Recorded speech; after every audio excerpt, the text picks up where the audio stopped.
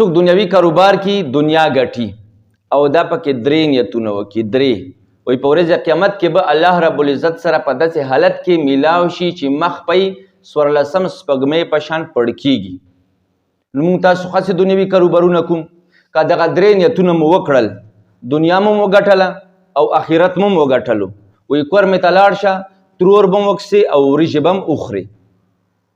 نو موږ تاسو ته پکار ده چې د درې نیتونه په کاروبار کې وکړو. مشکات شریف حدیث دی، نبی علیه الصلاة والسلام فرمایي چې څوک دنیوي کاروبار کې دنیا ګټي دغه درې نیتونه پکې وکړي.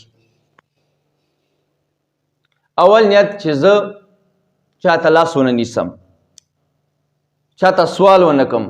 دویم چې خپلو بچو دپاره حلال رزق ګټم، زما بچي چاته سوال ونه کړي، زما بچي چاته لاس ونه نیسي. دریم چې زه دنیا دې دپاره ګټم، دنیوي کاروبار دې دپاره کم چې خپلو ګاونډیانو سره به احسان معامله کم، هغې سره به تعاون کم. وایي دا کسب په ورځ قیامت کې الله رب العزت سره داسې میلاو شي چې مخ پې 14 سپوږمۍ په شان پړ کېږي.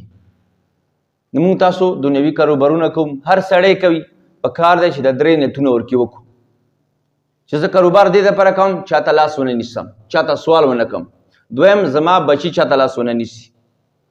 دریم خپلو ګاونډیانو سره احسان معامله وکړم، هغې سره تعاون وکړم، هغې سره مدد وکړم. نو دنیا دې وګټله او آخرت دې وګټلو.